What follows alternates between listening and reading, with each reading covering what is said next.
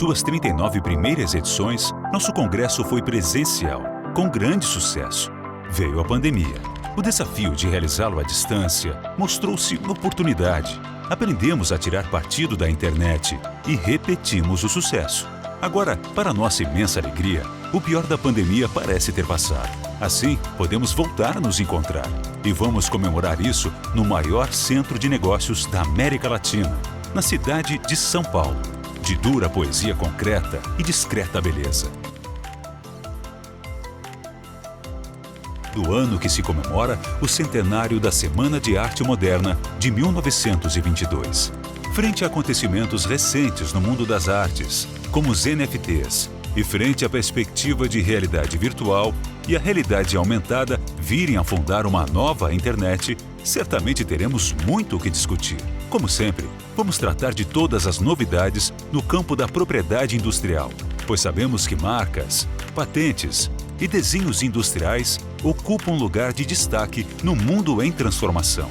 E vamos festejar a possibilidade de voltarmos a nos ver frente a frente. Depois da experiência remota bem-sucedida, quem, por qualquer motivo, não puder estar em São Paulo, não ficará excluído de nosso congresso e poderá interagir com os presentes. Todos poderão assistir a todas as sessões simultâneas no momento que convier, pois o Congresso Internacional da BPI de 2022 será híbrido, como os novos tempos estão a permitir, e todas as sessões ficarão disponíveis na internet como desejam os nossos associados.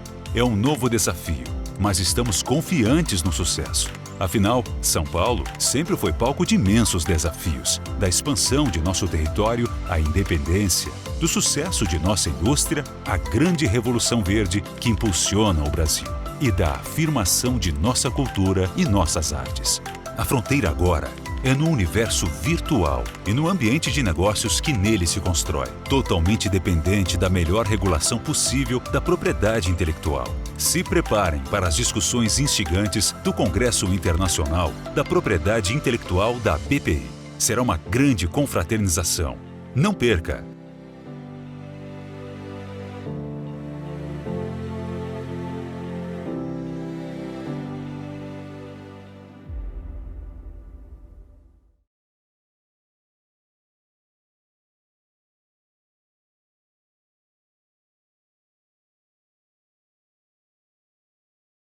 Bom dia aos que estão presentes aqui fisicamente, aos que estão presentes virtualmente, tá?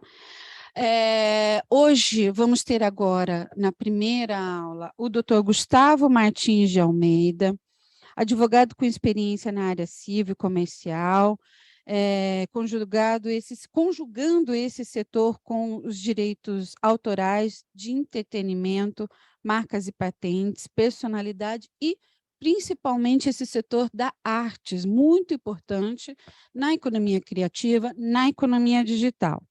O Dr. Gustavo é também árbitro e mediador, nomeado pelo Ministério da Cultura, é mestre e doutor em Direito pela Universidade Federal de Goiás, UGEV, Universidade Gama Filho, perdão, e pela UVA. É conselheiro do Museu de Arte Moderna do MAN do Rio de Janeiro. Já deu para dar uma pista do que nós vamos ter, né? E advogado do Sindicato Nacional dos Editores de Livro, membro da Comissão de Direitos Autorais e Entretenimento da OAB do Rio de Janeiro, do IAB do Rio de Janeiro,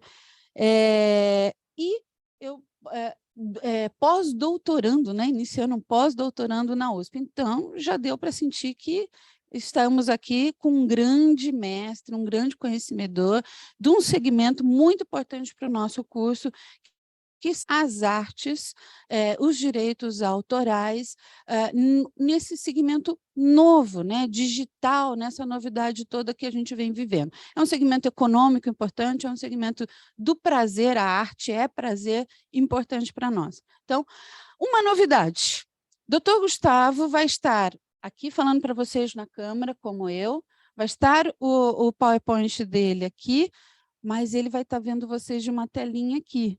E aí ele vai dar um recado para vocês sobre abrir a câmera. Um beijo, bom dia, pessoal. Bom dia, Rony, bom dia, Isabela, bom dia a todo o pessoal da OMP aqui, bom dia aos presentes, bom dia aos virtuais que eu estou vendo aqui na tela. Um prazer estar com vocês, uma alegria. Obrigado pelo convite. Mais uma vez, eu estou aqui num curso de verão com muito prazer, com muita alegria, muita honra. Curso seletíssimo. E vamos ter uma hora de intensa relação. Hoje, eu digo, o presente, né, a gente vai ver na aula, tem 3 dimensões. Nós já fomos ficção científica porque fomos o futuro do passado. Somos o presente e somos história porque nós somos o passado do futuro. Então, são 3 dimensões que estão aqui convivendo conosco. Então, eu vou ter o prazer de, durante uma hora, nesse dia 5 de agosto de 2022, estar com vocês. Um dia, quando forem rever esse vídeo, em 5 de agosto de 2122, vão lembrar que nem o Chico Buarque fala dos escafandristas que vão na cidade e achar cartas de futuros amantes e tal, de relações. Então, vão ver a nossa conversa em agosto de 2022. Então, sem mais delongas, novamente agradeço o convite da ONP, um prazer estar com vocês aqui. Eu tenho o maior prazer em responder perguntas, porém com uma condição. Para perguntar online, tem que abrir a câmera. Então, pode estar de bobs, no praia, não tem problema nenhum. Abre a câmera que eu respondo a pergunta com o maior prazer. A Letícia vai me ajudar com o PowerPoint. Eu passo aqui, Letícia, direto? Eu passo aqui direto, né? Tá bom. Então, é uma hora, tem muito material, eu procurei condensar ao máximo, mas é muita coisa. Então, eu vou passando, eu vou pedir para vocês darem um tempinho, assim, a cada 15 minutos, levanta a mão que a Letícia me avisa das perguntas e tal, e eu atendo a vocês com o maior prazer. Senão, no final, a gente responde. Tem um filminho pequeno no final de 1 minuto, muito interessante, tá? Vamos lá. Primeira observação, ninguém é cúmplice de uso de imagens indevidas, porque a lei permite, para fins didáticos, a utilização de imagens sem infração do direito autoral. Então, está no artigo 46, nas exceções da lei, vocês têm lá a possibilidade de expor. Tá bom assim a câmera? Tá ok? Certinho? Tá bom? Todo mundo está me vendo direitinho? Todo mundo ok? Pode estar tomando café, não tem problema nenhum. À vontade, vamos lá. Então, para sintetizar a apresentação, nós temos a questão da autoria, da exposição, da reprodução das obras de arte. Os temas vão passar daqui por diante por a reprodutibilidade, impressora em 3D hoje em dia que consegue fazer tudo, peças de carro, esculturas antigas, o direito de expor das obras de arte, a questão dos catálogos, que é uma exceção no mundo que eu entendo que o catálogo pode ser reproduzido sem necessidade de autorização do autor, a proteção das obras, a exposição online, como é que fica o mundo físico, o mundo virtual, as novas formas de autorização, as performances, como é que você registra uma performance? A performance, que é uma obra efêmera, quando ela é registrada, ela vira uma obra audiovisual. Aonde se armazena essa performance? Enfim, Marina Abramovic e Márcia X e todos os eventos que acontecem na cidade. A realidade artificial, virtual, a imaginação e, por fim, o NFT e metaverso, que é o hit do momento, né? Então, esses itens todos vão ser abordados aqui de forma com imagens, de forma mais demonstrativa possível, porque a imagem hoje em dia é o que representa essa geração que eu chamo de screen ager, não é mais o teenager, né? É o screen ager que vive na tela. Então, a gente tinha as representações aqui da pirâmide de pedra, da cultura material, que passa depois para a pirâmide de vidro do Louvre e entra na pirâmide que representa... Pode abrir aqui para mim, por favor. Representa um holograma no desfile do Alexander McQueen, em que a Kate Moss aparece em holograma num desfile. Então, é do material para o imaterial. Um exemplo claro, didático, muito significativo do material indo para o imaterial no nosso mundo. Quer dizer, o suporte corpóreo para o incorpóreo, o suporte físico para o virtual. E esse é o grande desafio num mundo que sempre foi físico, sempre foi tátil, sempre foi palpável, e agora estamos enfrentando o desafio do mundo imaterial, do mundo que não tem o contato de tato. Então, Vênus de Milo pode ser reproduzido em cores e tamanhos diversos, e também a questão da fusão de mídias. No meu tempo, eu tenho 63 anos, sou da safra de 58, a gente tinha um Walkman, câmera de videocassete, hoje em dia tudo está condensado num celular, e a memória que estava no livro, no papel, no disquete, no CD-ROM, no pendrive, vai para a nuvem. Novamente, transposição do material para o imaterial. E como é que ficam os direitos e obrigações? Esse início procura abordar alguns aspectos relevantes dessa parte da transmissão e registro. Em 22 de novembro de 63, John Kennedy foi assassinado em Dallas. Estava no seu bolso o discurso que ele proferiria aquela noite. Recentemente, alimentaram um computador com todas as gravações de discursos dele, na entonação, na pronúncia, no sotaque, e introduziram o discurso dele. E hoje em dia você tem disponível na internet o discurso que o Kennedy nunca pronunciou. Então, com a voz dele, com a entonação dele, com o sotaque dele, com as palavras dele. É maravilhoso por um lado, mas temos também a ameaça do deepfake. Eu posso filmar um de vocês e eu consigo alterar o conteúdo da fala até a linguagem labial, até o fonema eu consigo alterar. Isso, na época de eleições agora, está sendo muito preocupante por conta desse risco de alteração. Então, a voz é protegida pela Constituição, mas tenham cuidado o problema das fake news e alteração de voz. Ainda, agora, na escrita, nós temos a Folha de São Paulo, tem artigos que mostram que a inteligência artificial imita Guimarães Rosa e escreve artigos sozinhas. De quem é a titularidade desses arquivos? Quem é o autor? A quem eu pago direitos autorais? A quem a Folha de São Paulo acredita a titularidade do artigo? E se houver uma violação, alguém plagiar, o computador tem que reclamar? Né? Então, são novos desafios que a gente vai tendo.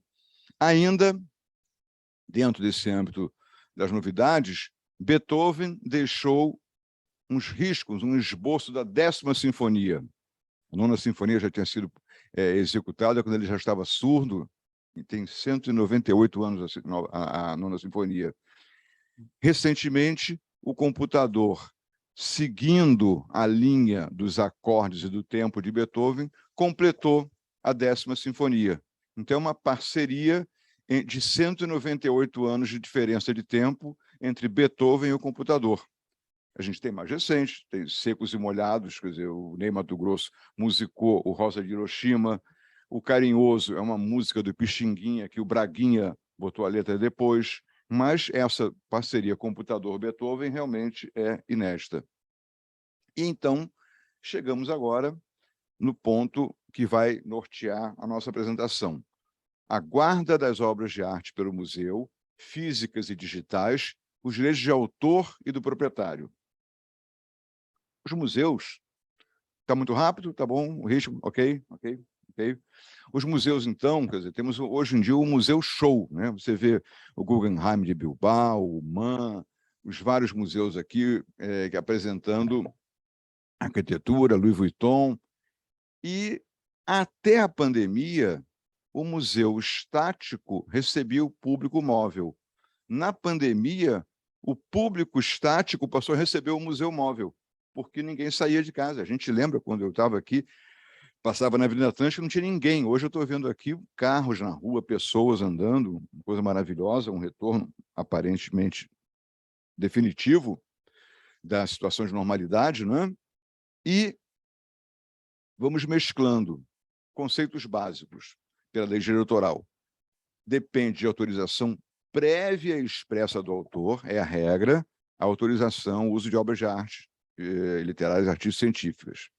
E o artigo 77, que será abordado mais adiante, fala também que, ao alienar uma obra de artes plásticas, o autor automaticamente transmite o direito de exposição, não de reprodução. Então, eu, quando compro uma obra de arte, posso expô-la livremente.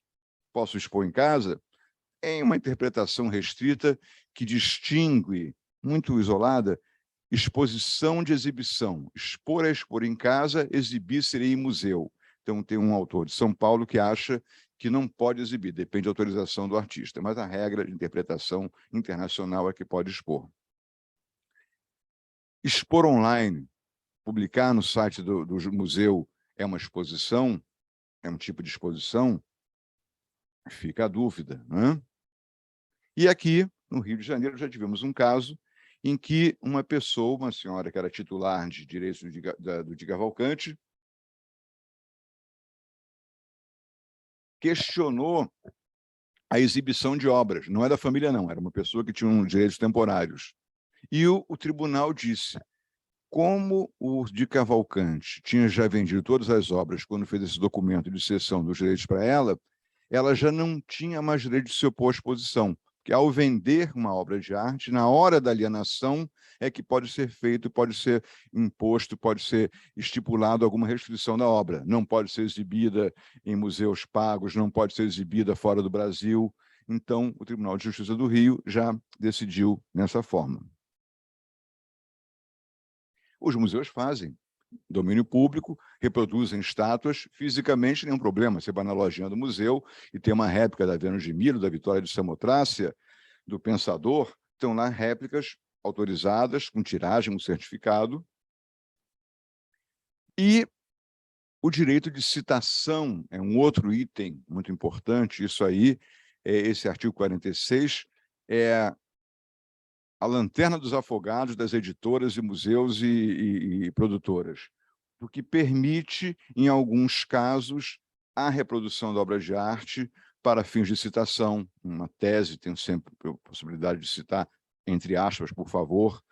Obras de arte em pequenos artigos, eu vou fazer uma enciclopédia, então eu reproduzo uma imagenzinha pequena, um quadro de um artista brasileiro, sem nenhum problema.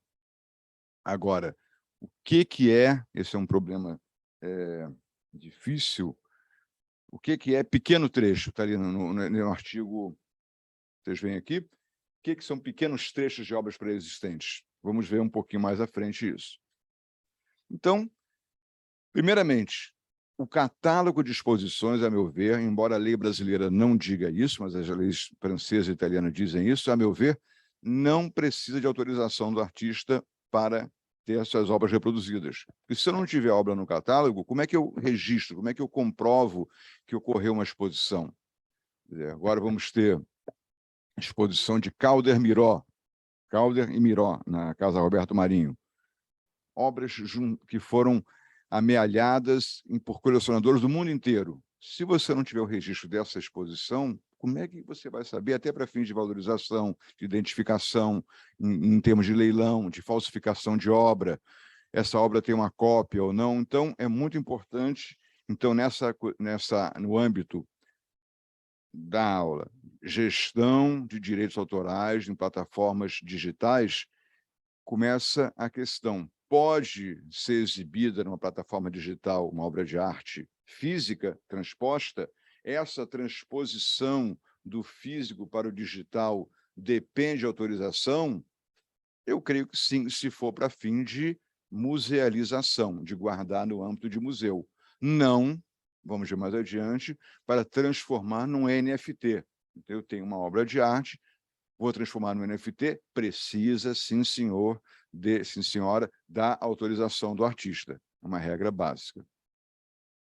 Tive a convite da OMP, em 2019, num seminário internacional sobre transferência de arquivos digitais, lá em Genebra. E aqui, vejam que livros raros podem ser transformados em livros digitais para ter acesso, a questão de acesso à cultura que está na Constituição. Quantos livros raros, as ordenações do reino, consultar o livro na fonte primária em que se encontra um erro de redação de um artigo, uma falha na interpretação, um livro raro, livros para efeito até de ensino dentro do país. Alguém me falou outro dia, se a gente tiver a possibilidade de transformar, o problema é muito caro, livros em NFT, com aquela cláusulazinha de remuneração do autor, até o livro que venha a ser revendido em segunda mão poderá dar um retorno para o autor.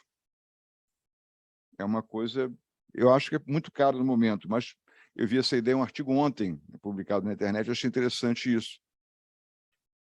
E o mundo, então, vai seguindo essa tendência de digitalização do arquivo. Alguma pergunta aí, Letícia? Tudo bem? Estão acordados todos aqui? Deixa eu ver na tela aqui. Tá? Não está aparecendo muito aqui, não, mas tem um ou outro aqui na tela. Ah, tem a Deusa aqui. Bom dia, Deusa. Está aqui na tela, tem a câmera aberta. Tá bom. Eioná. Ok, Kátia Reis.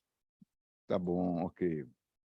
Denise Cruz, Gustavo Henrique de Pádua. Bom dia, bom dia. Vamos lá. E, então, a questão do artigo 77. O museu pode expor, mas não pode reproduzir, né? Salvo o catálogo.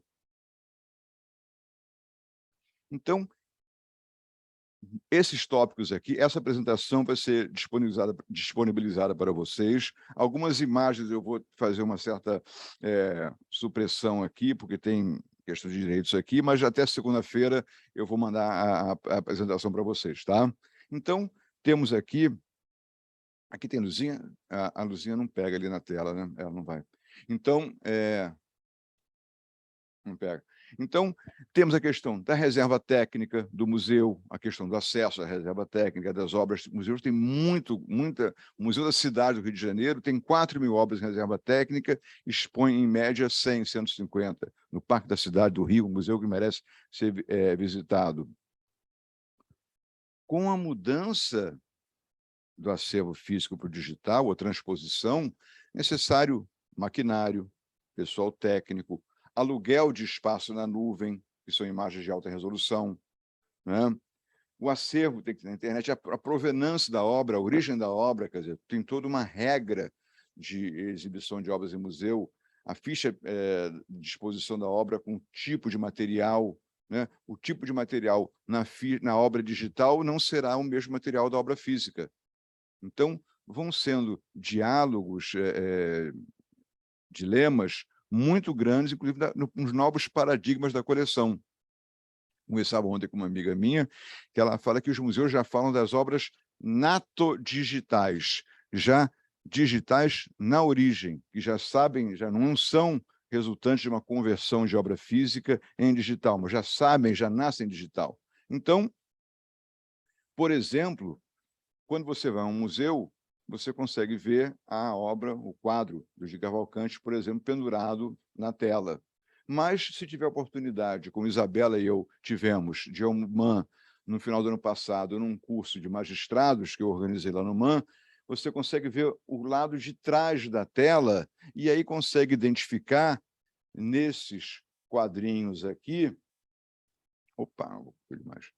que essa tela, esse quadro de Cavalcanti, esteve no Museu de Arte Moderna em Nova York, esteve em São Paulo, na retrospectiva 71, e esteve em Sevilha também. Ninguém pode ver, ninguém consegue ver isso na tela do museu, mas digitalmente você tem a possibilidade de expor o quadro com o verso do quadro, e é uma situação muito pouco comum de se ver, ou melhor, raríssima de se ver, porque ele é pendurado de frente. Nós, Isabela e eu, estivemos lá vendo alguns quadros assim, né? Então, essa tendência, museus vão online, já tem a Universidade de Genebra, tem um curso sobre isso, o Louvre tem a coleção inteira online também, você pode assistir, não precisa ir ao Louvre, o Louvre vai à sua casa, e o digital não ocupa espaço físico, a figura do colecionador que acabou de comprar uma obra e fica ali sentado, merecidamente apreciando aquele $1 milhão corporificado num pedaço de mármore trabalhado, né? Vai dando espaço a uma Mona Lisa que circula, um Van Gogh que anda também, E um NFT, o apreciador, o criador, o consumidor é diferente.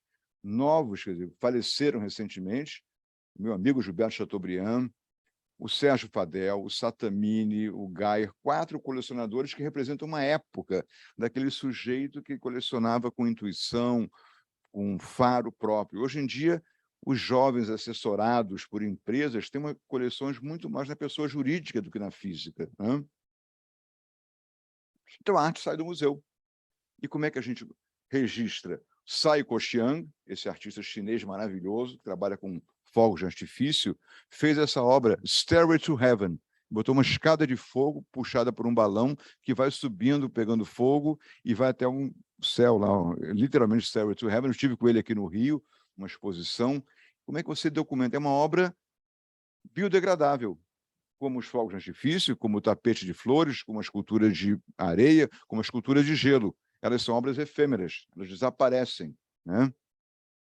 Ele fez aqui, na Olimpíada de Pequim, a abertura em que os passos de um gigante chegavam no estádio de Pequim, com fogos de artifício. Foi o Saiko Xiang que fez isso. Botei para a tela. Franklin Cassarro, na abertura das Olimpíadas aqui do Rio, fez também essa apresentação com metais belíssima e espetáculos de som e luz na fachada do Copacabana Palace, da Notre Dame, são protegidos. São obras efêmeras, são obras que se realizam num momento e depois somem, mas têm proteção. Mas digitalmente são mais facilmente guardadas e reproduzidas, né? Ninguém perguntou nada. Estão acordados mesmo? Então, não estou pedindo para perguntar, não, mas só para saber, só para ficar de olho. Fica de olho aí, Letícia, nessa turma aí. Se já estiver dormindo, você me fala. Uhum.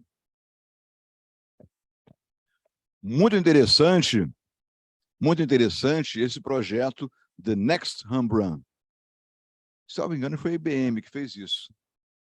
Alimentou o computador com 300 obras do Rembrandt, com um programa que media cor, estilo, gênero, dimensões faciais, expressão, ângulo, iluminação, e o computador pintou a óleo um Rembrandt que, submetido a vários especialistas, foi atestado como legítimo. Esse é um Rembrandt, não há dúvida nenhuma que é Rembrandt puro, mas era um Rembrandt que o Rembrandt nunca tinha pintado.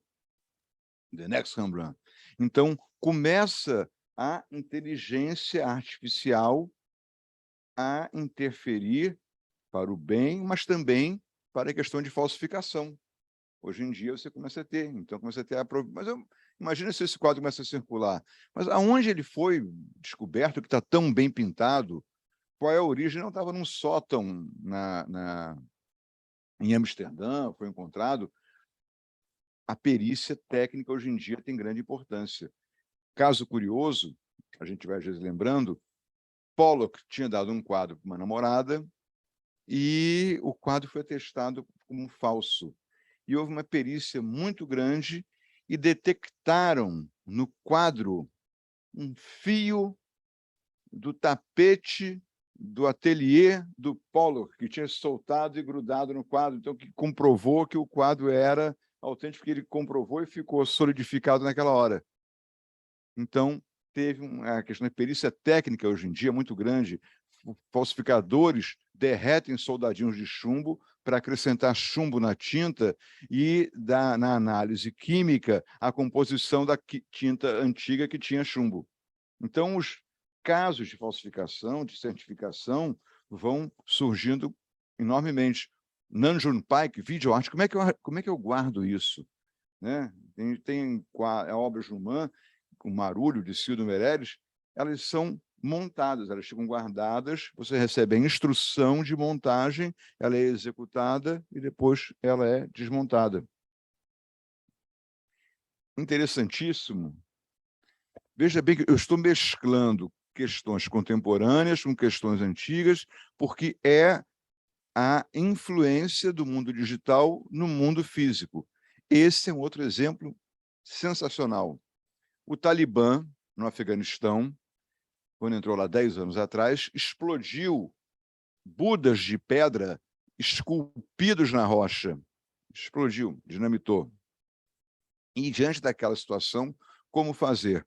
Um artista chinês, um grupo de artistas chineses, projetou em holograma o Buda na rocha. Então, o Buda reviveu na rocha em dimensões reais através de um holograma. Então, é um caso de utilidade. Tem alguma pergunta aí, Letícia? Não? Alguém piscou aqui? Ou está muito bom ou está muito ruim, entendeu? Então tá, vamos embora. Então tá bom. Na abertura do MASP em São Paulo, alô paulistas, foi feita a obra, exibida a obra The Clock. Um sujeito, o Christian McRae, ele pegou imagens de fotos de filmes que tinham a representação, seja num relógio de parede, num relógio digital, numa ampulheta, num relógio de sol, horário. Você conhece a obra, não? Horas. Então, durante 24 horas, o filme passa uma sequência de imagens, o museu fica aberto 24 horas, você pode entrar, assistir um pouquinho e vai embora, em que agora, que horas são? Não sei, são 9h35, aparece uma imagem 9h35 do relógio do James Bond, 9h36 uma imagem do Cary Grant no filme, 9h37 Leila Diniz olhando para um relógio, 9h38 o Sansão e Dalila no filme clássico, 9h39 Fernando Montenegro. Então, é uma sequência, minuto a minuto, que passa por 24 horas, e esse é a obra, 24 horas. E ele disse que nunca se preocupou, e aqui eu relembro dos pequenos trechos que eu falei no início ali, no artigo 46, porque ele achava que estava apenas produzindo pequenos trechos de obra na obra dele.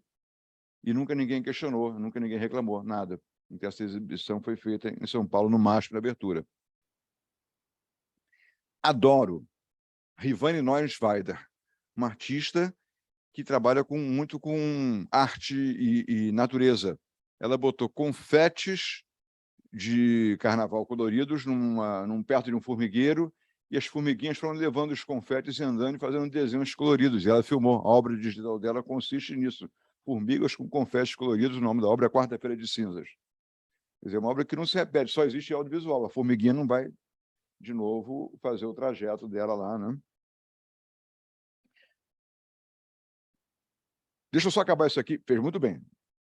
Já vou. Márcia X é uma artista falecida, doou para o MAN as suas representações, as suas performances, e tem performances várias em que ela tem instrução.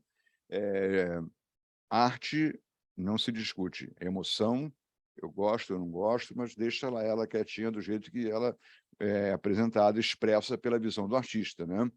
Então, ela dizia, a representação dela era derramar na cabeça latas de leite condensado e jogar em cima confeitos de chocolate e registrar essa performance dela. Márcia X representou, tem várias outras aí, polêmicas, inclusive.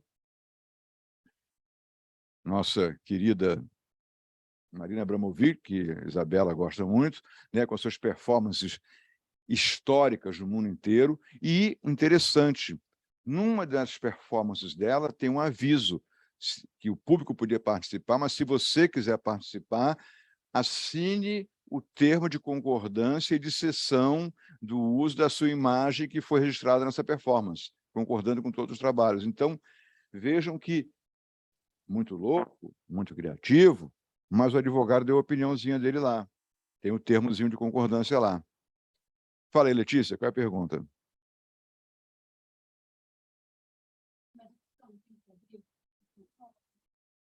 Mandou pelo chat? Tá bom. Então, eu não estou vendo aqui, mas fala que eu respondo.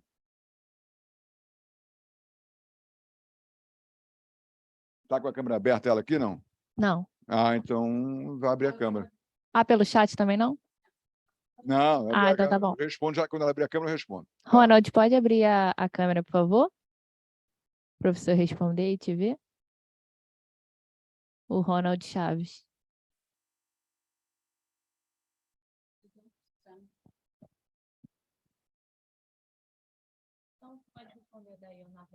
Eu já vou... Tá, então vai. Tá. A Ioná, a Loureiro, ela tá com a câmera A ligada? Ioná está aberta desde cedo, eu estou vendo a Ioná aqui. Ela perguntou como as obras efêmeras são protegidas. E, Como as enfim, obras efêmeras são protegidas? isso. Ótimo, ótima pergunta. Tem registro, quer dizer, existem registros de patente nos Estados Unidos dos fogos artifícios do Mickey. Há um registro de patente dos fogos de artifício. Então, como no Brasil o registro da obra a obra de direito autoral não tem a exigência do registro, qualquer documentação apta a demonstrar a criação é suficiente, a meu ver, para proteger. Então, o tapete, se bem que tem obras genéticas que você não pode proteger, mas o tapete de flores que tem uma originalidade, a escultura de gelo que tem um requisito especial de tecnologia, são protegidas. Então, geralmente é pela filmagem. Vamos ver mais adiante aqui a questão da coreografia também. Pode... eu já vou responder o resto. Aqui, carnaval, a filmagem do carnaval, você registra. Se você não tiver o desfile, acontece, quem vai na Sapucaí vê o desfile ali, e se não tiver a imagem gravada, esses trabalhos maravilhosos você não consegue ver. Escultura de drones no céu. Oba! Aproveitando, esses tapetes religiosos que são feitos na...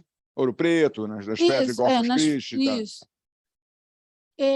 Que são os fiéis, né, da comunidade que vão montando ali. A titularidade é da paróquia? É dos fiéis? Boa pergunta, hein? Boa pergunta. É uma obra? É uma obra coletiva. Primeiro, é uma obra, posso entender que é. Eu acho que eu estou pensando e respondendo, tá? Se ela representar, digamos, a imagem de uma pessoa que desenhou e aquele desenho no chão é a representação em escala bidimensional pelas flores de um desenho, o titular seria o autor do desenho com uma participação como assistente, como colaborador, no artigo 13, parágrafo 1º da lei eleitoral, assistente na montagem. Agora, se pertencer à comunidade, um desenho coletivo, eu acho que pertence, talvez, à paróquia seja titular da obra, né? O coletivo nunca se presenciou, nunca se questionou essa autoria. Entra também, talvez, um pouco no conhecimento tradicional, no folclore, talvez tenha essa mistura assim, né? Há uma questão atual no Rio de Janeiro de uma florista que questiona a autenticidade, a originalidade dos arranjos de flores que ela fez para um grande hotel do Rio de Janeiro, e que aí as pessoas que a sucederam estão copiando seus arranjos muito mais barato. Há uma questão em curso na Justiça do Rio de Janeiro atualmente. E entramos agora... Nosso tempo voa. Qual é o número do slide? Você tem o número do slide? Não. Metaverso. Então, o metaverso, quer dizer, o metaverso é um universo paralelo. É um universo além do nosso, quer dizer, já que não deu para esperar o futuro chegar ao futuro, o futuro vem até nós. Começa, como exemplo da introdução no computador, pelos jogos de facilidade muito grande para crianças, para jovens. Então, esse universo dos games representa basicamente esse metaverso, em que, como diz Mark Zuckerberg, você não vai participar do metaverso apenas contemplando, você vai entrar no metaverso, vai fazer parte do metaverso, tanto que não é à toa que Facebook mudou o nome para Meta, já de olho nesse universo que moverá, segundo ele, trilhões de dólares no ano que vem e nos seguintes. Só que, quando o produto é de graça, no jogo que você baixa, o produto é você. Então, está aqui no Roblox. Quando você aceita o termo, você concorda em conceder uma licença de uso de todas as estratégias e marcas que você fizer naquele jogo. Então, tudo aquilo que você montar ali, você está dando uma licença para o criador, organizador do grupo. Já tem um termo lá, é aquele termo que todo mundo diz concordo, aceito, sem ler as 25 páginas que tem do termo dentro do programa. Decentraland, outro programa também. E aqui, o que acontece? Nesse mundo, replica-se o mundo atual. Eu fiz aqui uma experiência. Eu entrei e tentei montar um terreno meu, com a minha habilidade de arquiteto, em que tem um laguinho, uma rede e tal. Você constrói com os ícones disponíveis todo um terreno. Eu já procurei uma biblioteca na Coreia, tem uma livraria no metaverso. Esse show do Travis Scott, eu não conhecia, um ilustre recém-conhecido meu, milhões de pessoas assistiram o show, um show gratuito, em que ele aparece cantando no mar, no fogo e tal. Milhões de pessoas assistiram o show, não pagaram nada, a renda apenas foi da aquisição dos produtos virtuais, dos skins na hora do show, o brinde virtual, que deu uma renda de bilhões. Então, milhões de pessoas acessam o show, milhões de pessoas veem o metaverso, o cara fatura uma grana violenta e vai se popularizando. Quer dizer, na verdade, o objetivo é tornar esse universo popular, que serve para lazer, serve para medicina. Hoje em dia, as provas de medicina são feitas com, às vezes, um corpo virtual numa maca, né? E Gucci e Louis Vuitton já venderam marcas, produtos no metaverso, nos jogos, com preços iguais ao da loja virtual, loja real. Então, o skinzinho, o avatar lá dele, tem esse jogo, o programa Godot, que é um programa que cria universo, cria lugares, é impressionante, ele muda a sombra todinha do lugar, a ambientação, a cor das flores conforme a hora do dia, é um programa muito louco para criar ambientes. Lojas Renner estão no metaverso, um joguinho atualmente. O Mark Zuckerberg, ele faz reuniões no metaverso também, você põe um bonequinho. Essa sala aqui nossa poderia ser um metaverso, todo mundo presente com o bonequinho, o avatar, em casa participando. Em arquitetura também tem uma utilidade em que você pega a imagem de uma ruína e projeta como seria na realidade. Então, você faz um restauro virtual da imagem. Então, serve também não só para o lazer, mas para a projeção de como seriam as obras arquitetônicas. Tem hoje em dia já está constatado que o arquiteto de metaverso é uma profissão muito requisitada. Mas de quem seriam os direitos sobre essa inovação? Quer dizer, eu tenho uma obra de milênios, a qual acrescento o projeto, a projeção de como seria o restauro, a criação desse projeto, de quem seria a titularidade, né? O Globo, segunda-feira agora, 1º de agosto, as empresas já disputam espaço no metaverso. Quentin Tarantino pegou um fotograma do Pulp Fiction e vendeu, botou também no metaverso através do NFT. O que é NFT? O Non-Fungible Token. Eu uso o seguinte exemplo. Uma camisa do Zico ou do Pelé, vendida pela internet, custa R$200. Uma camisa do Pelé autografada foi leiloada para um hospital em São Paulo, beneficente, e saiu por R$300 mil. Então, do mesmo jeito que você pode acrescentar a um objeto físico uma característica especial que o torne único, singular, não no mundo, eu posso pegar a Mona Lisa e aquele JPEG, aos milhares e milhões do mundo, ter um certificado digital naquela imagem digital da Mona Lisa. E aquela imagem digital é uma imagem única, é o non-fungible token, mas todo mundo tem, sim, todo mundo tem, mas aquela tem um certificado digital. Quer dizer, faz parte da migração do mundo físico para o digital e a recriação da economia da escassez. Quer dizer, eu tenho quantas Mona Lisas eu tenho no mundo? Milhares, milhões. Mas esta aqui tem um carimbo do Louvre, é a única. E essa é a base, e daqui a pouco eu vou ter a única e vou ter 5 cópias de sub-Mona Lisas, Mona Lisas com nem tanta resolução alta, nem com tanta distinção de cores e de tamanhos. Essa aqui foi uma ação do Miramax, lá que tem uma ação em Nova York. E já começam. Já houve acusações. Oi? 10 minutos, tá bom, vamos apreciar, vamos apreciar um pouquinho. Hã? Por conta de acusações de assédio, de bullying, de harassment, já se criou até um escudo de proteção dos avatares. Então, o avatar anda com uma distância de 2 metros, 1 metro entre eles no metaverso, para evitar de acusação, porque se o organizador que é responsável, ele, então, cria esse shield, esse escudo de proteção do avatar. Aqui no Rio, Tribunal de Justiça do Rio de Janeiro, já foi decidido que um sujeito que foi punido por supostamente violar normas de um jogo, a realidade virtual não pode ficar fora dessa interação. É razoável impor à imagem virtual um valor. Então, foi restabelecido determinada a reinclusão de um jogador no jogo e concedido uma indenização porque foi proibido o avatar dele de entrar no jogo. Então, concedeu-se indenização ao jogador, a imagem dele, o avatar foi a imagem dele projetada, né? E quantos jogadores, hoje em dia, tem na Liga... como é que é o nome disso?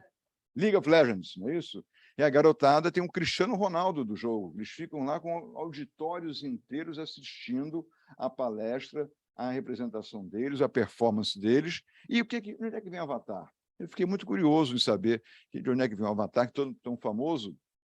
Fui pesquisar. Avatar é a encarnação na Terra do deus Vishnu, do livro dos Vedas, escrito em sânscrito, 2000 anos atrás. Então, esse deus de 4 braços, o deus Vishnu, ele se incorporava, ele corporificava em avataras, que era assim, o nome hindu da corporificação do deus Vishnu. Então, o avatar é, de certa forma, não é nem a corporificação, na verdade, não é a corporificação da pessoa, é a virtualização da pessoa, que a pessoa física se virtualiza num jogo, enquanto o deus metafísico se corporificava num físico, hoje em dia é um avatar inverso, né? Um avatar negativo, né? Entenderam, né? Quer dizer, do físico para o virtual e do virtual para o físico, né? Hã? Cheio de pergunta? Calma, vamos mais um pouquinho aqui, para eu complicar mais um pouquinho aqui. Então, a situação que eu vejo é que representa-se hoje, eu não vejo foto, eu vejo filme, até aludindo a essa imagem. Do mesmo jeito que a pessoa hoje em dia põe um óculos para ver o metaverso, em 1895, em Paris, Louis Lumière chamou: olha, pessoal, eu vou apresentar hoje aqui uma imagem do ser humano andando, se locomovendo, registrado, e vocês vão ver assistir pela primeira vez o registro de seres humanos em movimento. Então começou o cinematógrafo. Parece que quando o trem veio na direção da câmera, o pessoal saiu correndo com medo de ser atingido por um trem. Eu comparo, hoje em dia, ao metaverso. Você, em vez de ir no cinematógrafo, você põe o óculos e entra no metaverso. E vão ficando os resquícios da imagem. Qual é a unidade de força de um carro? O HP, horsepower, o cavalo de força, quer dizer, na substituição do cavalo para o motor de tração. Aonde você guarda seus documentos no carro? No porta-luvas. Aonde você salva? Qual o ícone que você usa para salvar seus arquivos? No arqueológico disquete no computador. Então, essas imagens, essas representações do passado presentes no futuro, no contemporâneo, vão acontecendo. Está aqui o metaverso, a luva que permite até sensibilizar. No último filme do Batman, a tela está dentro de uma lente de contato dele, né, o Google Glass. E isso que eu falei da coreografia. Inseriram, eu já fui perito de questões de coreografia no passado, antes de ter videocassete. Então, o sujeito botou um chip na sapatilha da bailarina e os traços dela foram detectados e registrados num programa em que mostrava a pirueta, o pas de deux e os demais, os passos dela num balé.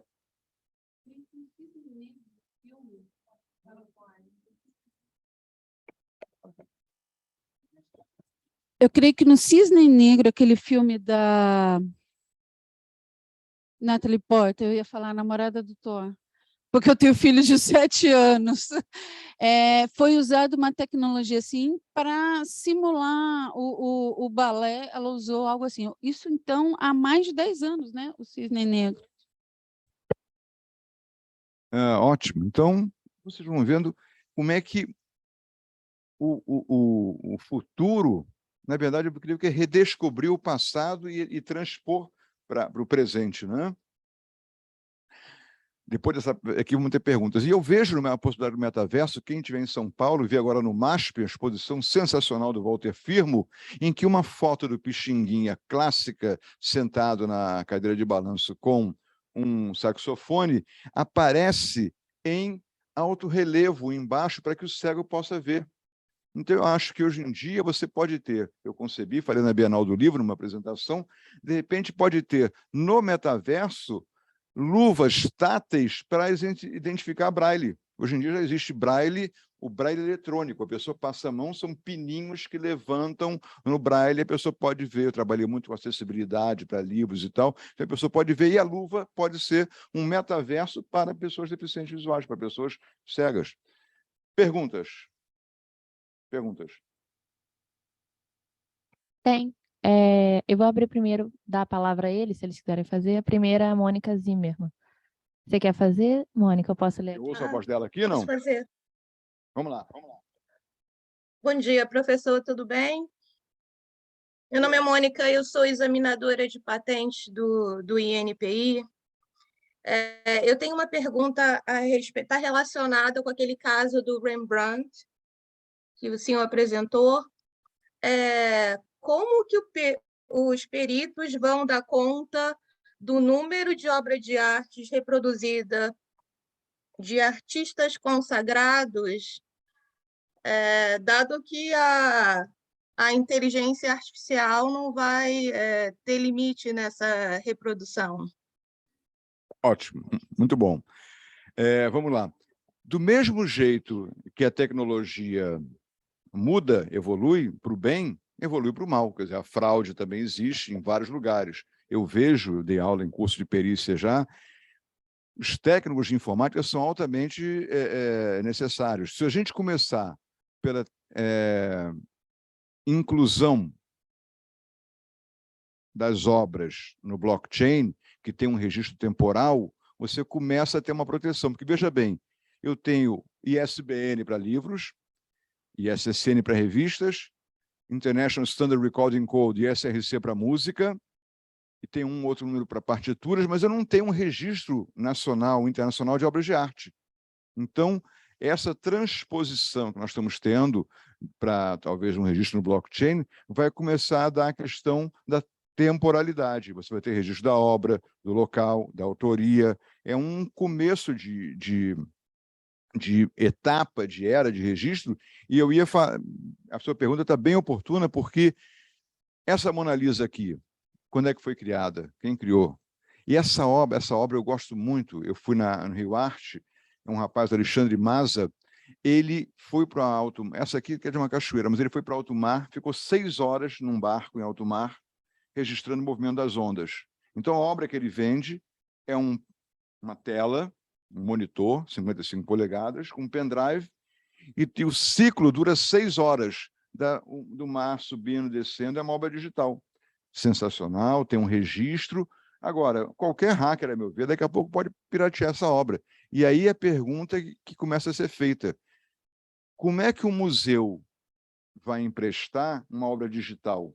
A obra física, eu pego o quadro de Cavalcante, que a gente tem ali, leva com certificado, com seguro, relatórios de entrega de obra, relatórios de recebimento de obra, perícia, toda uma documentação da abertura da obra. Mas a obra digital, eu transfiro para o museu outro, como é que eu vou ter certeza que não vai ser reproduzida, que não vai ser gravada no disquete? Quer dizer, no e-book você tem o DRM, o Digital Rights Management, é um controle para evitar a pirataria. Vamos ter isso nas obras digitais? Os museus estão, com as obras digitais, ainda estão patinando. Então, eu acho que o primeiro ponto da sua pergunta vai começar um ciclo de registro de obras digitais no blockchain. Vai ter que começar uma nova etapa, uma nova fase no mundo que começou, mas quando inventaram o avião, não tinha regra, criaram um registro. Quando inventaram o carro, ontem eu vi uma postagem, um sujeito no Ceará comprou no início do século, importou um carro da Mercedes, um carro Ford Bigode. Só que chegou o carro de navio lá e ninguém sabia dirigir o carro. Então tiveram que um burrico puxar o carro pela cidade para alguém depois pegar um manual e aprender como é que o carro funcionava. As pessoas não, então, são mudanças físicas, mudanças comportamentais que vão surgindo. Eu já tenho mais perguntas, eu sei, mas já vamos fechar aqui. Então, nesse universo audiovisual, que tem mudança no curso da história, a implantação das obras e tal, que a gente está expondo aqui, que eu vou mandar para vocês, essas questões todas têm um ponto em comum. Se no passado você tinha a imitação, hoje você tem a mutação, a morfização, a adaptação dos hábitos é a palavra-chave que eu vejo hoje em dia. E eu, já estou concluindo aqui para as perguntas, tenho a visão minha. Eu acho que eu sou um artífice, eu gosto de trabalhar no meu escritório, sou muito ali quietinho no meu canto, eu gosto do Museu Gutenberg, eu trabalho na minha corporação de ofício, no meu escritório do século XVIII, mais XV, mas com um monitor conectado com o mundo inteiro ali. Então, acho que essa é a visão que eu tenho de produção no mundo e que cada um, hoje em dia, tem a sua individualidade. Quer dizer, é possível, hoje em dia, você não é mais receptor de ideias, mas você é emissor e produtor de conteúdo. E veja o youtuber, o influencer, tudo mais, né? A apresentação acabou. Foi só isso. Agora, tem um filminho que eu vou pedir para o Silvano passar agora. Eu sei que está na hora, está no prazo aqui, mas é um filminho que vale a pena ver. É 1 minuto só, Silvano, aquele... Então, vamos lá. A pessoa que deveria fazer uma pergunta é o Pedro Rigon, mas ele não está com a câmera aberta, então vou dar a oportunidade dele abrir. Enquanto isso, vou dar a palavra para o Gustavo Henrique. Tá bom? Pode falar, Gustavo. Prazer, professor. Já tive o prazer de ver a aula do professor em 2019 em Florianópolis, foi uma honra. E pena que virtualmente nós não temos o happy hour, que a gente aprende ainda mais depois. Mas, referente à inteligência artificial criando conteúdo, tem um professor na Itália que defende que os agentes de inteligência deviam ser uma pessoa coletiva, uma pessoa jurídica, para ser responsabilizados e criados como autores. O que o senhor acha disso? O senhor concorda, discorda? Ótima pergunta. Beleza, ok. Ótima pergunta. Tem alguns projetos de inteligência artificial no Congresso, o ministro Ricardo Vilas Boas Cueva está coordenando. O que eu consegui detectar, identificar até agora, que a solução conciliatória seria que os produtos de inteligência artificial teriam uma equivalência em termos de direitos ao direito de vizinhança, ao direito de intérprete, ao direito paralelo, que não seria do criador, mas um direito que seria como a Maria Bethânia interpreta uma música, tá certo? Então, seria os direitos de vizinhança que dariam uma titularidade periférica ao direito à criação, mas não uma titularidade. Há quem diga que seria o criador do software também, mas a gente está engatinhando muito ainda no mundo inteiro nessa regulamentação, tá? Pode. Não ligou a câmera? Então vou passar a palavra para a Deusa. Pode falar, Fala, Deusa. Oi, professor, bom dia. Muito obrigada pela sua palestra, muito interessante, pertinente. A minha pergunta é sobre a questão de documentos de obras de arte ou criações que são nato digital e os que são digitalizados, né? As diferenças dessa proteção por TI e, assim, se existem hoje algumas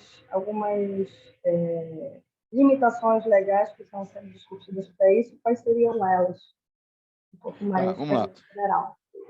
Ótimo. A obra nato digital, quer dizer, ela é uma obra originária. Ela já nasce digital, já é originária.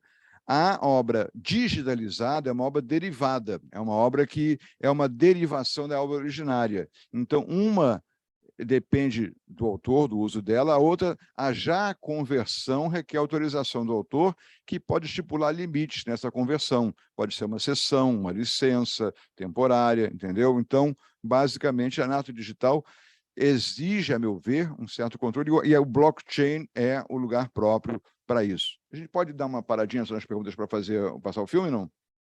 Então, um segundo só, vamos passar um filminho rápido, que eu estou preocupado que senão o professor próximo vai bater em mim aqui, e aí o pessoal vai reclamar. Um segundo. Ajeitou? Olha o filminho.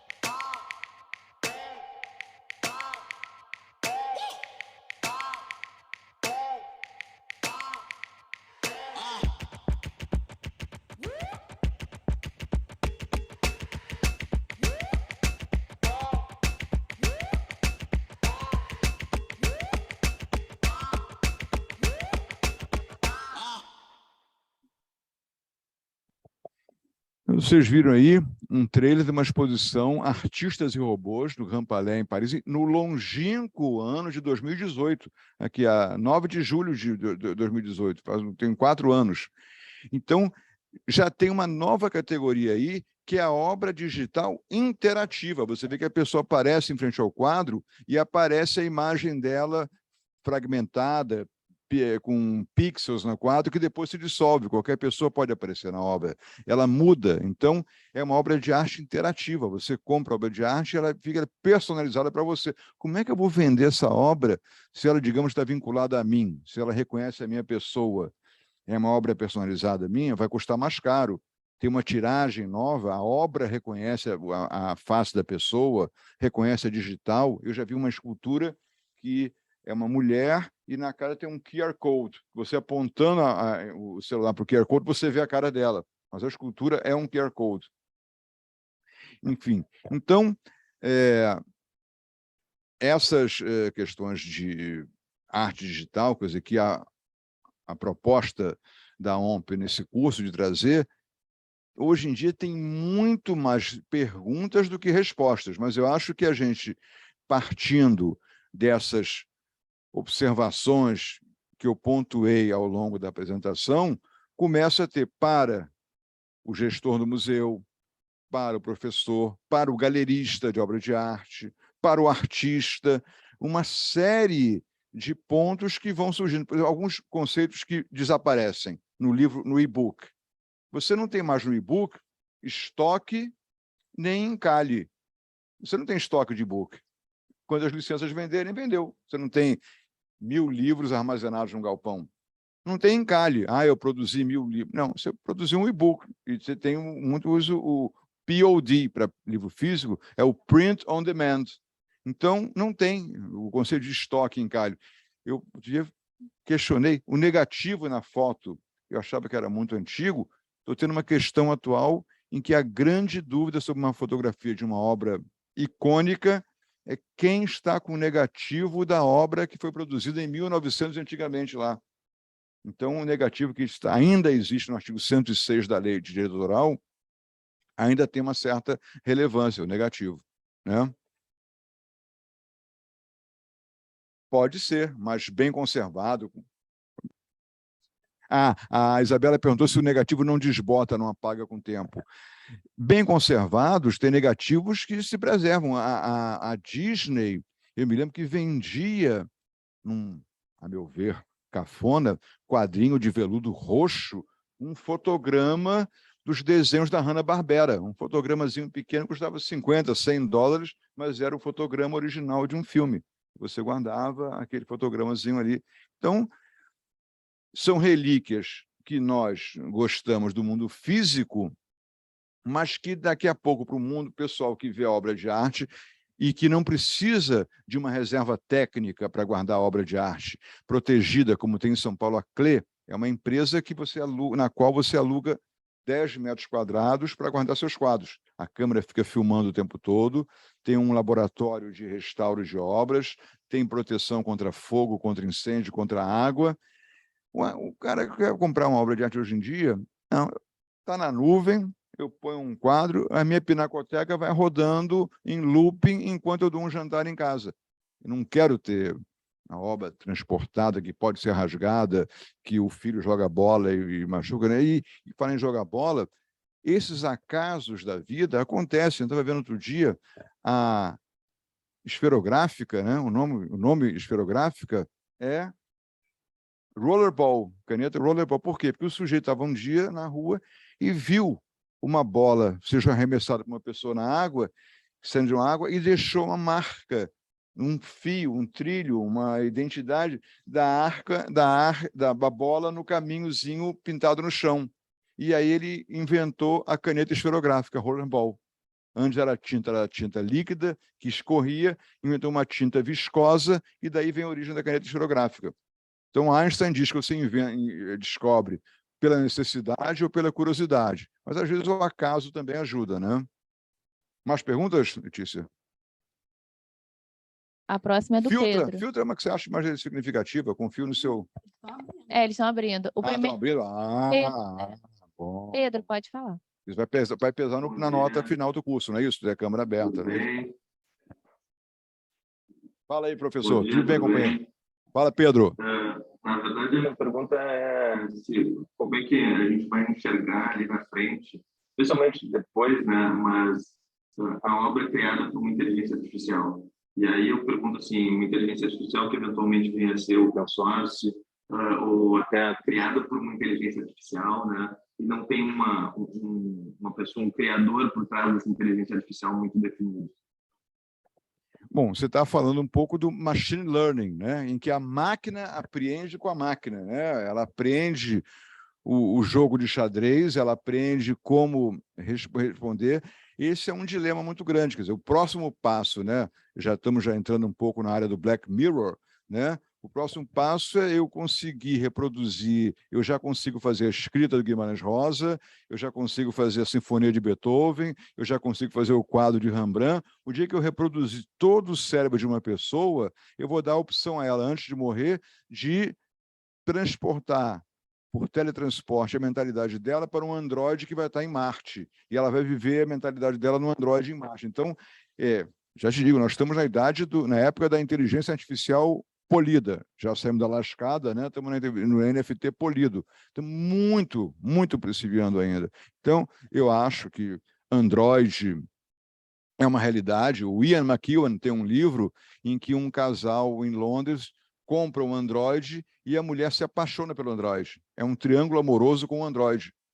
Então, eu acho que tem muita água ainda para correr na parte técnica, e a parte jurídica sai correndo atrás para tentar projetar a sua sombra do direito, mas só que é muito rápido, entendeu? Então, eu acho que estamos indo pelo machine learning aí, acho que é a luzinha que aparece na fenda. Uma muito boa pergunta, Pedro, obrigado.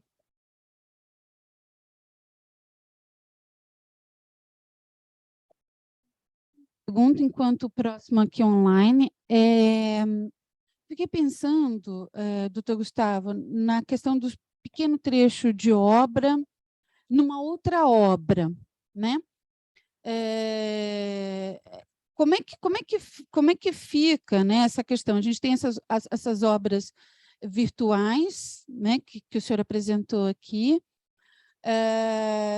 Como é que fica esse pequeno trecho de uma obra numa outra obra virtual, não de obra em domínio público, como uma Mona Lisa, etc. e tal, mas uma obra ainda dentro da proteção?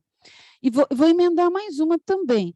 Dentro disso, que eu acho que é mais ou menos a mesma linha, o uso de obras, né, nas skins e na criação de avatar. Também, creio eu que quando nós estamos falando de domínio público, fazer um rosto de uma Mona Lisa para um avatar, depois o senhor me corrige se eu estiver errado, ele não tenha tanto problema. Mas fazer um rosto de uma outra obra incorporar um rosto ou uma parte de uma outra obra numa skin, num avatar, uma obra que ainda está sob regime de proteção? Acho que é a mesma pergunta, né? E, assim, eu estou igual criança em festa, né? Empolgadíssima aqui.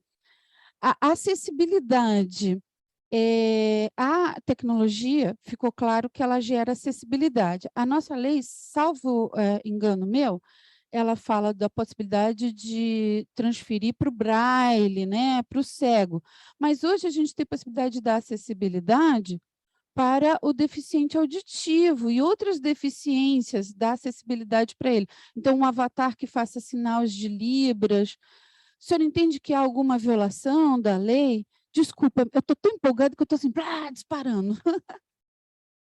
Ótimas perguntas. Vamos lá. Primeiramente, pequenos trechos. Não existe uma medida de extensão do pequeno trecho. Não, o pequeno trecho é 10% da obra. Então, a Enciclopédia Barça Britânica tem 20 volumes, eu posso reproduzir 2 volumes, então, 10% da obra. Na verdade, é o pequeno trecho, eu diria que é o trecho essencial. Houve, um tempo atrás, um anúncio, salvo engano, foi não quero cometer injustiça, mas do sindicato dos aeronautas, dos pilotos, e que o anúncio dizia, no dia do piloto, no peito de um piloto também bate um coração. Ora, é uma frasezinha, mas que automaticamente remete ao verso do desafinado. E houve então, foi um pequeno trecho, uma frasezinha, mas posta em página inteira de jornal. Então, o pequeno trecho não é só na métrica, na quantidade, é também na relevância, no aproveitamento, no conteúdo essencial para a sua utilização, tá certo? Tem várias obras que são feitas de pequenos trechos, coletâneas, né, que você permite fazer. A compilação é protegida, a compilação de leis é protegida, né? Houve aqui um caso de um dicionário de frases de economia, em que no dicionário havia várias frases de um autor determinado. A família do autor achou que estava exagerado. 4.000 tinha 40 frases dele, sei lá. Mas eram pertinentes. Então, passou. Primeiro ponto, pequeno trecho. Segundo ponto, a questão do avatar. Eu acho, sim, tem que ter autorização se a obra é contemporânea, não está no domínio público. E, inclusive, um artigo muito interessante, se eu não me engano, eu não sei, agora me falhou o número, mas é um artigo que diz que a obra de arte situada permanentemente em logradouro público pode ser representada por várias formas. O metaverso no logradouro público é um espaço público, qualquer um pode entrar, ninguém tem que pagar pedágio. Então, a obra no metaverso pode ser representada livremente. Outro dia eu estou elaborando um artigo sobre isso. Estou trazendo em primeira mão esse ponto aqui. O metaverso é um logradouro público, eu posso representar a obra, né? E, por último, a questão do avatar. Eu vi ontem, tem um rapaz que é sósia do Gabigol, jogador do Flamengo, aqui do Rio. E ele se lançou candidato a deputado. Gabigol da torcida. E a cara dele é o Gabigol. Gabigol da torcida. Aí já é uma questão de avatar, é direito de personalidade com direito eleitoral. Confunde, então. Ele se lançou ontem. Né? E, por último, a questão da acessibilidade, a gente não tem só no artigo 46, inciso 3º, se eu não me engano, do Braille, mas tem também a interessantíssima LBI, Lei Brasileira de Inclusão, que contempla todo tipo de dificuldade de acessibilidade. A LBI 9.416, se não me engano, de 2015. Depois procurem a LBI, Lei Brasileira de Inclusão, que tem ali, inclusive, para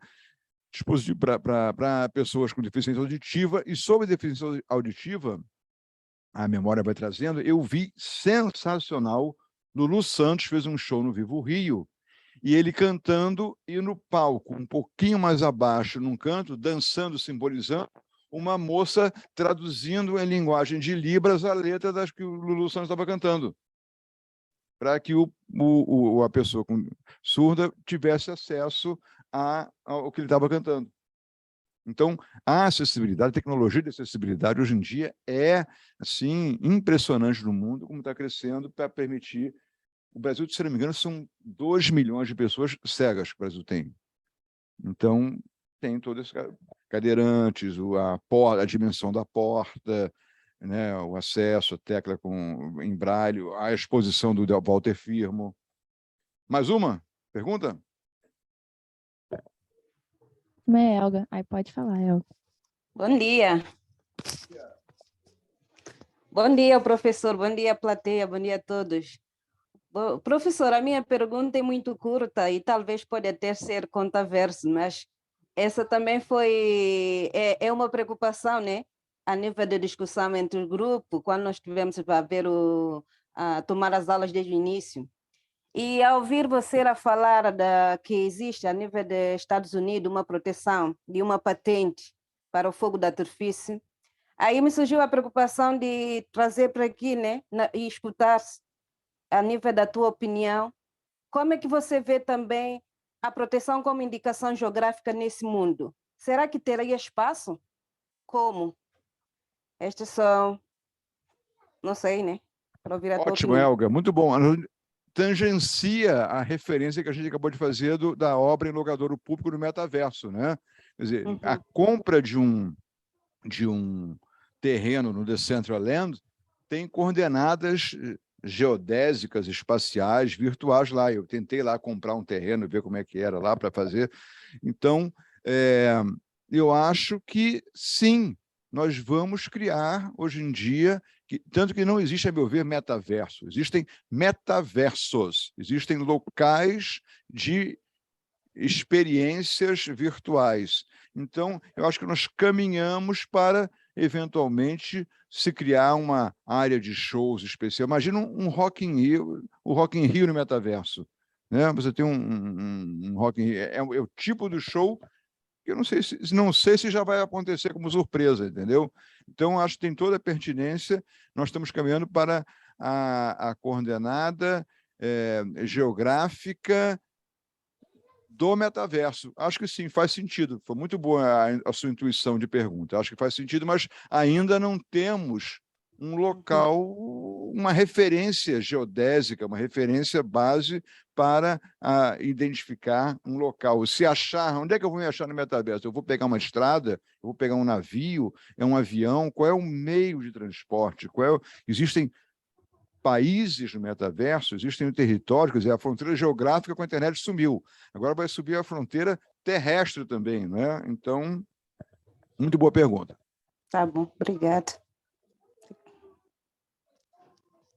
Então, Andrei. Fala, Andrei. Então, professor, eu achei muito interessante a questão dos museus digitais, principalmente numa perspectiva de que eles podem popularizar e justamente fazer um trabalho de,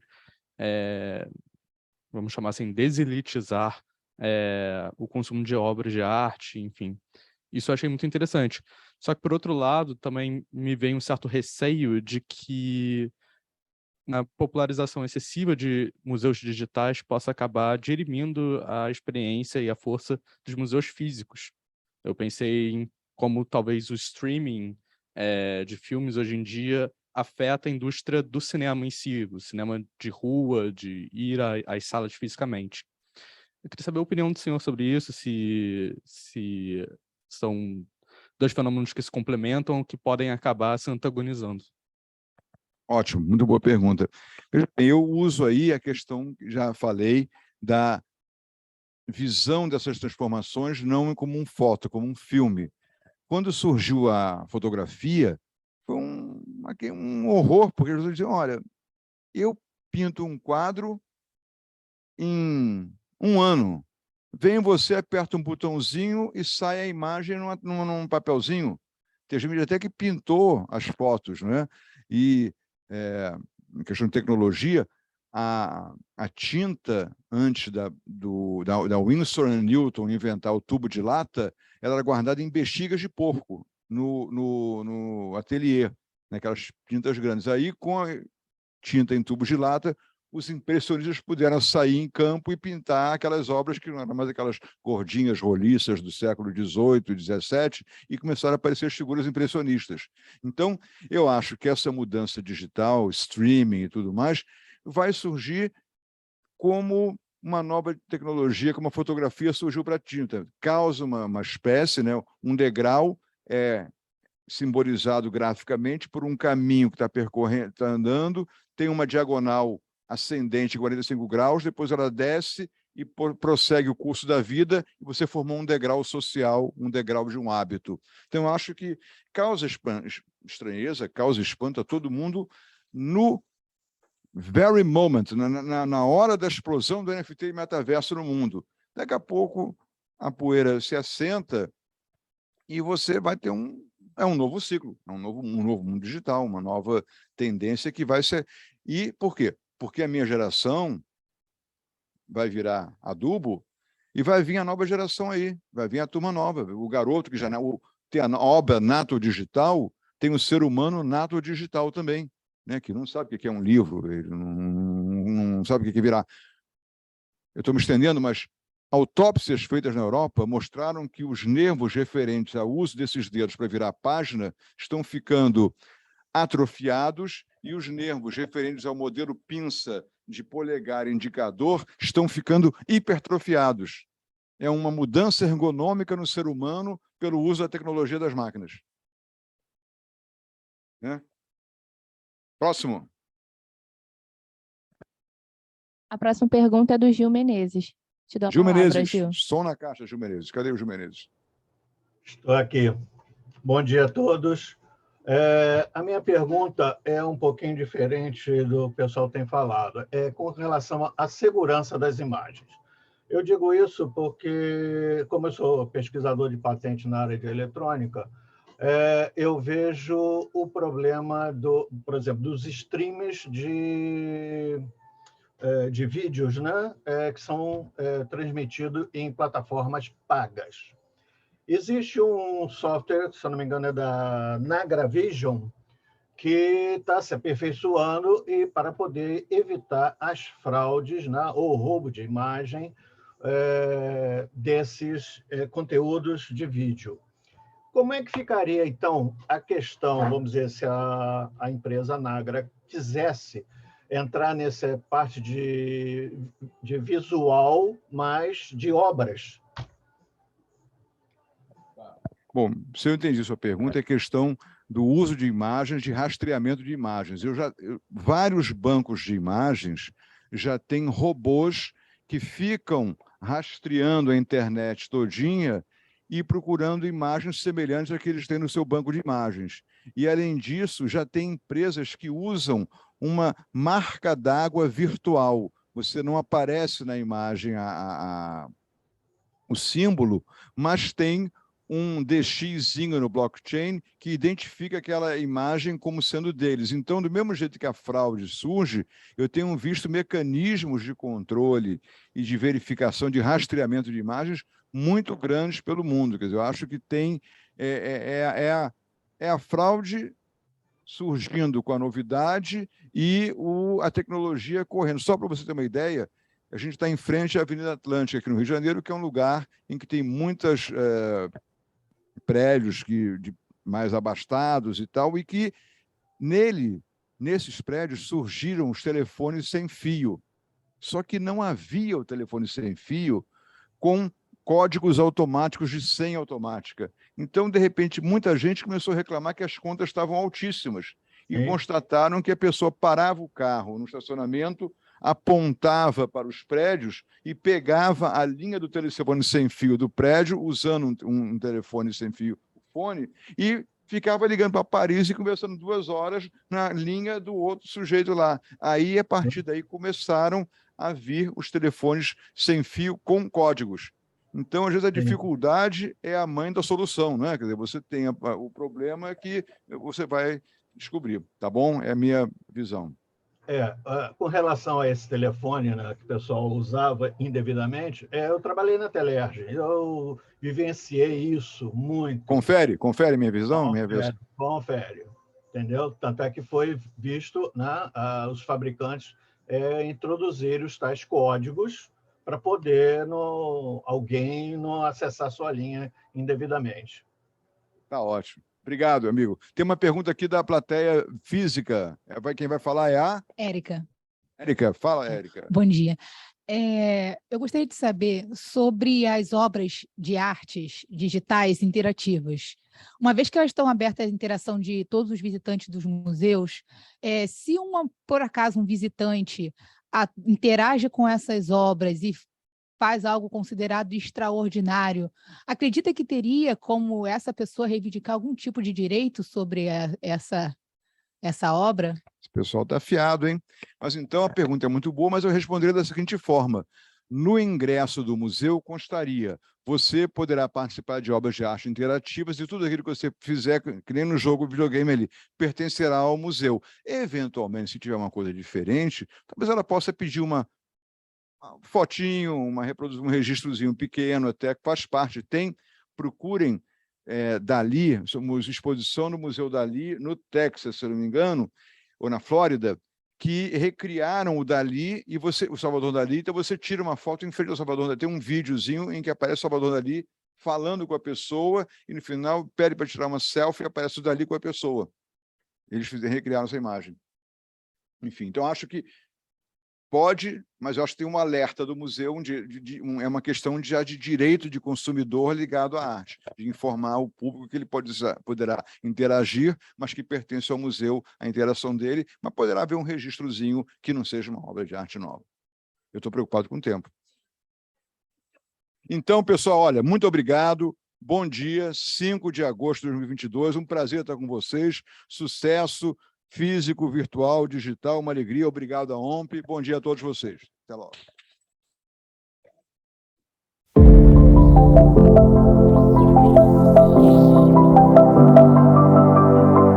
Em suas 39 primeiras edições, nosso congresso foi presencial, com grande sucesso.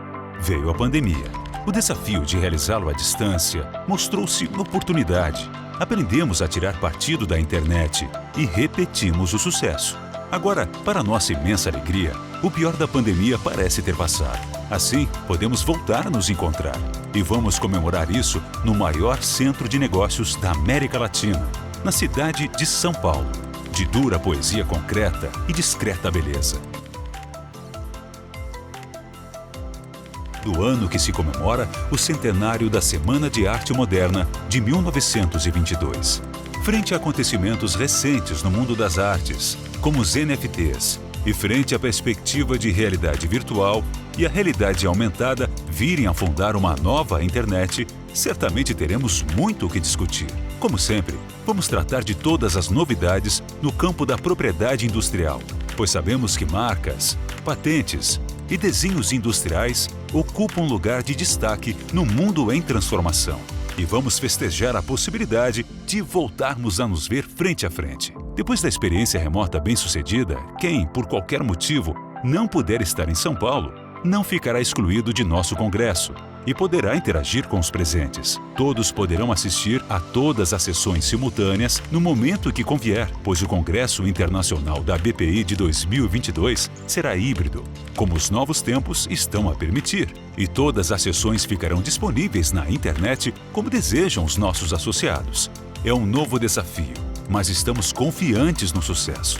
Afinal, São Paulo sempre foi palco de imensos desafios, da expansão de nosso território à independência, do sucesso de nossa indústria à grande revolução verde que impulsiona o Brasil, e da afirmação de nossa cultura e nossas artes. A fronteira agora é no universo virtual e no ambiente de negócios que nele se constrói, totalmente dependente da melhor regulação possível da propriedade intelectual. Se preparem para as discussões instigantes do Congresso Internacional da Propriedade Intelectual da BPI. Será uma grande confraternização. Não perca!